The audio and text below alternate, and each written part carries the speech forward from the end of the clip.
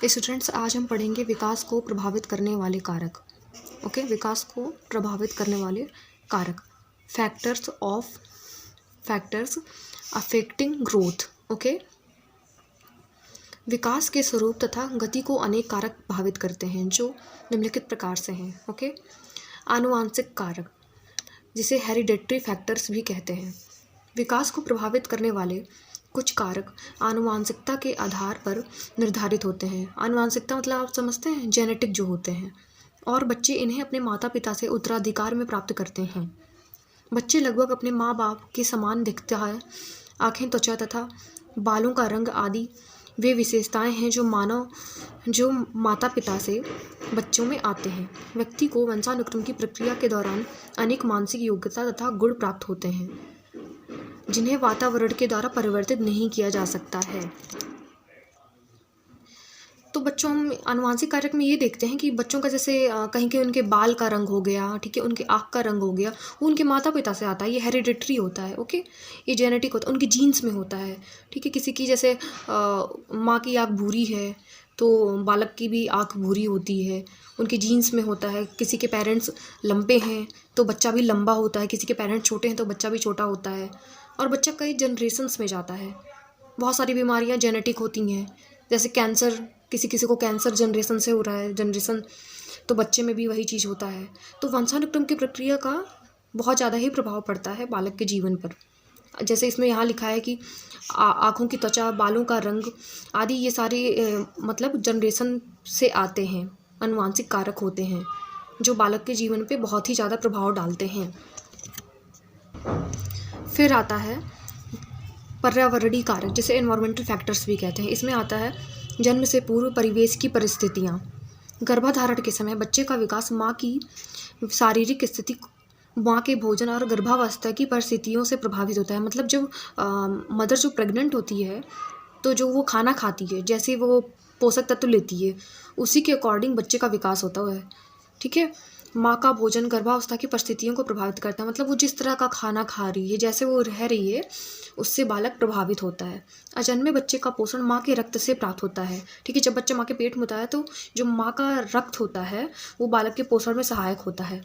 गर्भ में पल रहे बच्चे के विकास के लिए माँ के अतिरिक्त पोषक तत्व, प्रोटीन, कार्बोहाइड्रेट, विटामिन, खनिज पदार्थ आदि आवश्यक तत्व मिलने चाहिए। मतलब जब बच्चा पेट में है तो माँ को प्रोटीन, कार्बोहाइड्रेट, विटामिन, खनिज पदार्थ आदि ऐसे प्रकार के पोषक तत्व लेते रहना चाहिए जिसकी वजह से बालक स्वस्थ हो। फिर हम देखते हैं नेक्स्ट पॉइंट है पोषण। पोषण बच्चे के विकास और वृद्धि में एक महत्वपूर्ण भूमिका निभाता है। पोषण है जो कि बच्चे के विकास और वृद्धि में, उसके डेवलपमेंट और ग्रोथ में एक बहुत ही इंपॉर्टेंट भूमिका निभाता है। खाद्य तथा पेय पदार्थ से प्राप्त होने वाले रासायनिक पदार्थ कोशिकाओं के निर्माण तथा मरम्मत के लिए तथा शारीरिक क्रियाओं को उपयोग में लाने के लिए अपेक्षित पोषक तत्व प्रदान करते हैं। मतलब अगर पोषण तत्व मिलेगा ही नहीं पोषक बच्चों को तो बच्चा का डेवलपमेंट अच्छे से नहीं होगा, उसकी ग्रोथ रुक जाएगी, उसकी ग्रोथ में मतलब दुष्प्रभाव पड़ेगा। नेक्स्ट पॉइंट हम देखते हैं शारीरिक विकार तथा रोग। आनुवांशिक या पर्यावरणीय जैसे कि कारकों से ग्रस्त बच्चों का शारीरिक विकास सामान्य न होकर चुनौतीपूर्ण होता है। मतलब आप समझ रहे हैं, आनुवांशिक की जैसे बहुत सारे बच्चे जब जन्म से ही मतलब उनमें कोई ना कोई विकार होता है, या फिर पर्यावरणीय का मतलब मान लो उनका कोई एक्सीडेंट हो गया या कुछ हो गया, इसकी वजह से बच्चों का जो शारीरिक विकास होकर सामान्य न होकर चुनौतीपूर्ण हो जाता है। जैसे दृष्टिबाधित विद्यार्थियों के लिए परिवार, समुदाय एवं विद्यालय में समायोजन जटिल हो जाता है, क्योंकि जब बच्चा देख नहीं सकता तो उसे बहुत सारी समस्याओं का, प्रॉब्लम्स का सामना करना पड़ता है। सोसाइटी में वो अच्छे से रह नहीं पाता है, उसे कुछ दिखता नहीं है। विद्यालय में भी वो अच्छे से मतलब समायोजन नहीं कर पाता है क्योंकि उसे दिखाई नहीं देता है। ठीक है, तो ये सारी शारीरिक विकार तथा रोग होते हैं। फिर नेक्स्ट पॉइंट हम देखते हैं बुद्धि। बच्चे के विकास में बुद्धि की विशेष भूमिका होती है। उच्च श्रेणी की बुद्धि वालों का विकास तेजी से होता है। ठीक है, जैसे कि बहुत सारे प्रतिभाशाली बच्चे होते हैं, उनका IQ लेवल काफ़ी हाई होता है। इसी वजह से उनका विकास बहुत ही तेज़ गति से होता है, जबकि मंद या कम बुद्धि वाले बच्चों का विकास जो होता है अपेक्षाकृत वो धीमी गति से होता है। ऑब्वियसली उच्च श्रेणी वाले बच्चों से की तुलना में मंद बुद्धि वाले बालकों का विकास धीमी ही गति से होगा।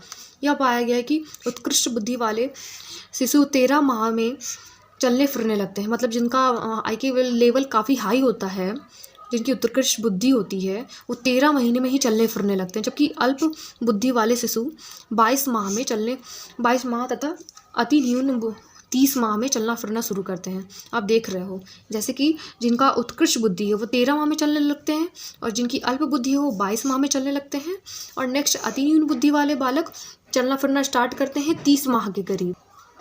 नेक्स्ट पॉइंट हम देखते हैं अंतःस्रावी ग्रंथियाँ। व्यक्ति के शरीर के अंदर अनेक अंतःस्रावी ग्रंथियाँ कार्यरत होती हैं। इन ग्रंथियों का व्यक्ति के विकास पर गहरा प्रभाव पड़ता है।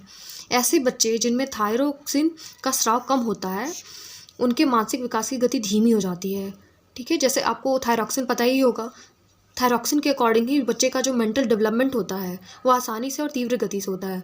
लेकिन अगर थायरोक्सिन की कमी हो जाती है तो बालक के मेंटल डेवलपमेंट में बहुत ही धीमी गति हो जाती है। इसलिए थायरोक्सिन बहुत ही ज़्यादा इम्पॉर्टेंट है बालक के विकास के लिए। नेक्स्ट पॉइंट हम देखते हैं भौतिक पर्यावरण। शुद्ध जल, शुद्ध वायु और सूर्य के प्रकाश का व्यक्ति के विकास पर गहरा प्रभाव पड़ता है। ये तो ऑब्वियस है, शुद्ध जल रहेगा तो बच्चा बीमार नहीं होगा, शुद्ध वायु रहेगी, सूर्य के प्रकाश का व्यक्ति के विकास पर गहरा प्रभाव पड़ता है। जैसे हम देखते हैं सूर्य के प्रकाश से हमें विटामिन डी मिलता है, ये बालक के विकास के लिए बहुत ही ज़्यादा इम्पॉर्टेंट है।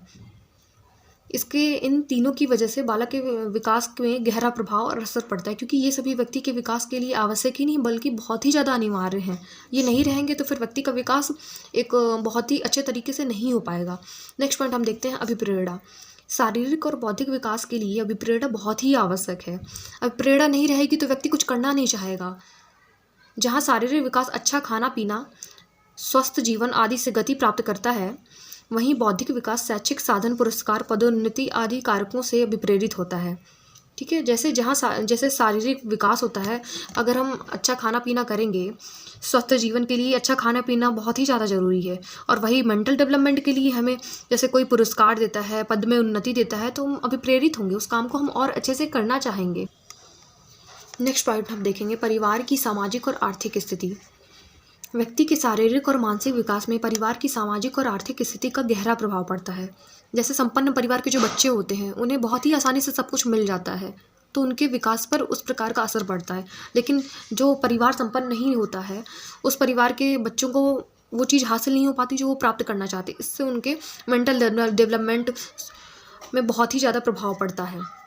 यहाँ लिखा भी है, संपन्न सामाजिक आर्थिक स्थिति में पले बड़े बच्चों का विकास निम्न सामाजिक आर्थिक स्थिति के बच्चों से अच्छे से होता है। ठीक है, फिर नेक्स्ट पॉइंट आता है परिवार का वातावरण। परिवार के वातावरण का बालक के विकास पर स्पष्ट प्रभाव पड़ता है। शांत तथा सुखद वातावरण में बालक का विकास तीव्र गति से होता है। बहुत ही शांत रहेगा वातावरण, सुखद रहेगा, उस बच्चा जिस प्रकार रहना चाहेगा। मान लो बच्चा पढ़ाई करना चाहता है तो उसे बहुत ही ज़्यादा सेफ इन्वायरमेंट मिल रहा है, तो बालक के विकास पर उस प्रकार का असर होगा। जबकि दुखद एवं कलहपूर्ण, मान लो उस परिवार में हमेशा लड़ाई झगड़े हो रहे हैं, मारपीट हो रहा है, तो बच्चे की मेंटल हेल्थ पर उस तरह का प्रभाव पड़ेगा, तो बालक के विकास की गति इसलिए धीमी हो जाएगी। Okay, thank you so much and please subscribe my channel please.